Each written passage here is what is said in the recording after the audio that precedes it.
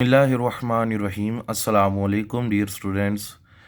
आज biology part 2 में chapter 18 में जो टॉपिक हम स्टार्ट करने जा रहे हैं वो है female reproductive system. Female reproductive system जो है it consist of ovaries, oviduct, uterus and external genitalia. सबसे पहले हम डिस्कशन करेंगे ओवरी के ऊपर। ओवरी क्या है? A pair of ovaries lie within the body. Ovary का एक पेयर होता है जो कि बॉडी के अंदर मौजूद होती हैं। ठीक है। मैं आपको पहले इसका डायग्राम से आपको पहले बता देता हूँ कि ओवरी इसके जो फीमेल रिप्रोडक्टिव सिस्टम के पार्ट्स हैं। My dear students, this is a ovary जो गोल सी नज़र आ रही है आपको। इधर भी ये दो होती हैं। इट मीन टू से कि one pair of ovary is present. Ovary से आगे एक ट्यूब होती है जिसका नाम है फलोपियन ट्यूब यानी कि ओविडक्ट। ओवरी से एक ट्यूब निकलती है। इस ट्यूब का नाम है ओविडक्ट। इसे हम फलोपियन ट्यूब भी कहते हैं, यूट्राइन डक्ट भी कहते हैं। These are the three names.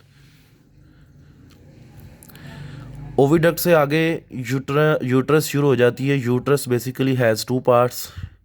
ये जो ब्लैक ब्लैक आपको नज़र आ रहे हैं ये यूट्राइन हॉर्न्स होते हैं and this one is uterine body. ये पूरी यूट्राइन बॉडी है। इससे आगे ये एक cervix, this is a part is cervix. Cervix से आगे ये वाला पार्ट जो है ये वजाइना है। ओके। और एक पॉइंट मैं अभी आपको बता दूं, कहीं मैं भूल ना जाऊं, इसमें जो वजाइनल सिक्रीशन है और जो यूरिथ्रल सिक्रीशन है वो दोनों की ओपनिंग जो है वो डिफरेंट है। ठीक हो गया। Next, female reproductive system. याद रख लीजिए ओवरी में कुछ सेल्स होते हैं। अच्छा, ओवरी का काम क्या होता है? ओवरी का काम ये होता है कि ये एग को प्रोड्यूस करती है। अब वो एग कैसे प्रोड्यूस होता है, गमीटोजेनेसिस कैसे होती है, ओवोजेनेसिस कैसे होती है, हम अभी डिस्कस करते हैं। ओवरी के ऊपर ओवरी के सेल्स होते हैं जर्म सेल्स। वो जर्म सेल्स माइटोसिस करते हैं तो बनता है ओवोगोनिया, डेट इज़ डिप्लॉयड। जो ओवोगोनिया है ये कन्वर्ट होता है प्राइमरी ओवोसाइट में। प्राइमरी ओवोसाइट जो होता है ये बेसिकली,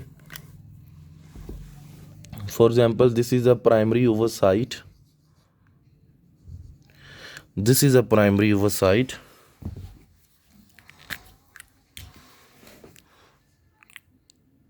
इसके इर्द गिर्द फॉलिकल सेल्स होते हैं। ग्रुप ऑफ सेल्स होता है जिसे हम कहते हैं follicle sales. Primary ओवोसाइट enclose into follicle. Follicle sales ने घेरा होता है प्राइमरी ओवोसाइट को। लेट्स फर्दर, प्राइमरी ओवोसाइट जो है ये मियोसिस करता है। मियोसिस करने के बाद ये क्या बना देता है? फर्स्ट पोलर बॉडी बनाता है और दूसरा बनाता है हैप्लॉइड सेकेंडरी ओवोसाइट। हैप्लॉइड सेकेंडरी ओवोसाइट जो है ये फिर मियोसिस 2 करता है और वो गुजरता है प्रोफेज 2, मेटाफेज 2। जैसे ही ये मेटाफेज 2 पे आता है, this is a very very important point here. जैसे ही हैप्लॉइड सेकेंडरी ओवोसाइट मेटाफेज 2 पे आता है तो ये स्टॉप कर देता है। ये आगे एनाफेज 2 में नहीं जाता, टीलोफेज 2 में नहीं जाता, मियोसिस फर्दर प्रोसीड नहीं करती। मियोसिस 2 यहाँ पे आके स्टॉप हो जाती है। वाई बेटे होता ये है कि एक्चुअली जो इन केस ऑफ फीमेल है, जो ह्यूमन की फ़ीमेल है वहाँ एग बनता ही नहीं है। एग तब बनता है, that's very important point, egg तब बनता है जब कोई स्पर्म आए। स्पर्म आएगा, वो इस सेकेंडरी ओवोसाइट से फ्यूज़ करेगा, तब जाके एग रिलीज़ होगा। याद रख लीजिए बात माय डियर स्टूडेंट्स, ये बहुत इंपॉर्टेंट पॉइंट है। हैप्लॉइड सेकेंडरी ओवोसाइट जो होता है मियोसिस 2 में से गुजरता है, प्रोफेज 2 में से भी गुजर जाता है, मेटाफेज 2 में से गुजरता है, तो ये फर्दर आगे नहीं जाता, यहाँ पे वो सेकेंडरी ओवोसाइड एग में तब्दील नहीं होता जब तक कोई स्पर्म ना आ जाए और वो स्पर्म आकर एग से इस सेकेंडरी ओवोसाइड से फ्यूज़ करता है। ये देखें, जैसे ही स्पर्म आते हैं, फॉर एग्जांपल एनाफेज में, मतलब कोई स्पर्म जो पहुंच जाता है फलोपियन ट्यूब तक, तो स्पर्म आते हैं एनाफेज 1 में। जैसे ही स्पर्म आते हैं वो फ्यूज़ करते हैं सेकेंडरी ओवोसाइड से, तो एग रिलीज़ हो जाता है और टीलोफेज मियोसिस 2 जो होती है वो कंप्लीट हो जाती है और साथ में सेकंड पोलर बॉडी भी बनती है। ठीक हो गया। ओवम, आप पोलर बॉडीज़ को कह सकते हैं इनका सपोर्टिव फंक्शन है कि ये एग बनने में मदद देती हैं। बेटे ओवम रिलीज़ तब होता है जब स्पर्म आएगा, अदरवाइज मेटाफेज 2 तक हैप्लॉइड सेकेंडरी ओवोसाइड ऐसे ही रहता है। स्पर्म आएगा तो एग रिलीज होगा। This is a fertilised egg और इस प्रोसेस को कहते हैं ovulation. Release of egg is called ovulation.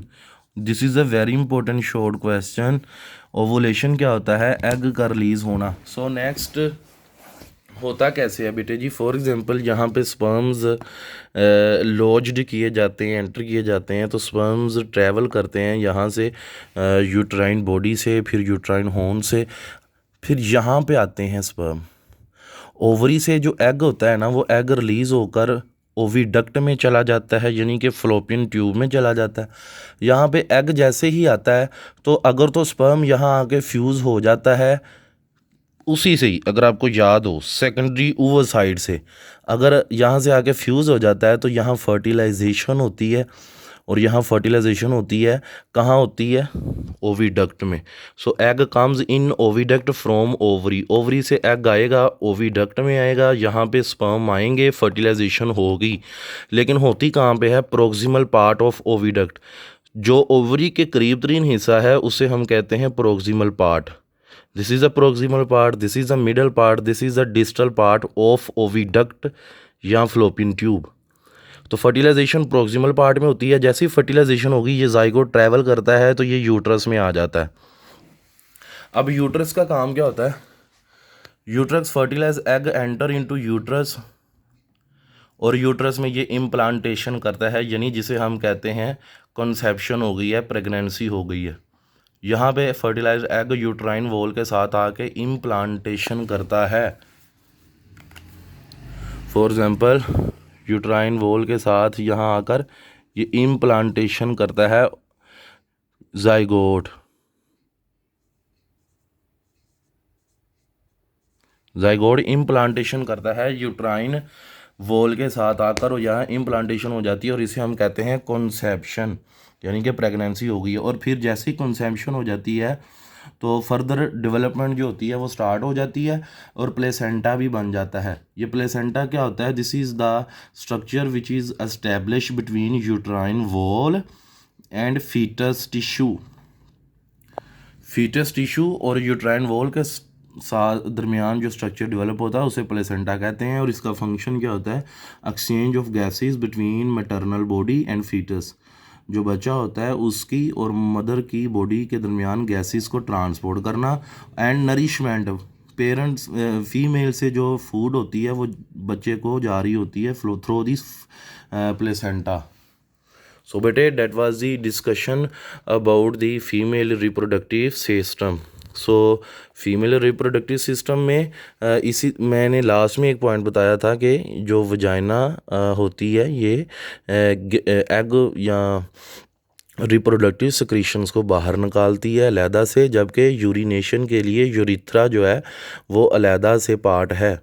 So these have two opening, separate openings. So that was the topic of the day. इसमें कुछ एमसीक्यूज क्या है? फर्टिलाइजेशन जो होती है ये फ्लोपियन ट्यूब में होती है, उसके प्रोक्सिमल पार्ट में होती है। ओवरी का काम एग को प्रोड्यूस करना है। एग कैसे प्रोड्यूस होता है मैंने आपको बता दिया, इस तरीके से प्रोड्यूस होता है। ठीक है। और फिर एक और मैंने पॉइंट बताया था कि एग फीमेल में एक्चुअली पैदा नहीं होता, ये तब बनता है एग जब स्पर्म आता है, उस सेकेंडरी ओवोसाइट से फर्टिलाइज करता है, तो फर्टिलाइज्ड एग रिलीज होता है जिसे हम ओवुलेशन कहते हैं।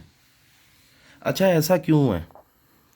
इसमें एग क्यों नहीं बनता बेटे? एग इसलिए नहीं बनता, आपने पढ़ा था कि पार्थिनोजेनेसिस यानी एग की डेवलपमेंट हो जाती है विदाउट फर्टिलाइजेशन। अगर फीमेल में भी, क्योंकि जो एग होता है ना उसमें एक कंप्लीट प्रोग्राम होता है फॉर द न्यू इंडिविजुअल। अगर ह्यूमन फीमेल में भी अगर एग अगर कंप्लीट डेवलपमेंट हो जाए ना, मेटाफेज 2 पे स्टॉप ना करे, तो बेटे जी उधर भी डेवलपमेंट हो सकती है फीटस की। सो अल्लाह ताला की ये एक बहुत बड़ी रहमत है, नेमत है कि जो फीमेल्स में एग जब बन रहा होता है तो सेकेंडरी ओवोसाइट फर्दर प्रोसीड नहीं करता मेटाफेज 2 के पे बाद। स्पर्म आएगा, सेकेंडरी ओवोसाइट से फर्टिलाइज करेगा, तो एग रिलीज होगा, फर्टिलाइज्ड एग रिलीज होगा और इसको ओवुलेशन कहते हैं। So that is the point. So I hope आपको ये समझ आई हो। Thank you very much. अल्लाह हाफिज़ बेटे।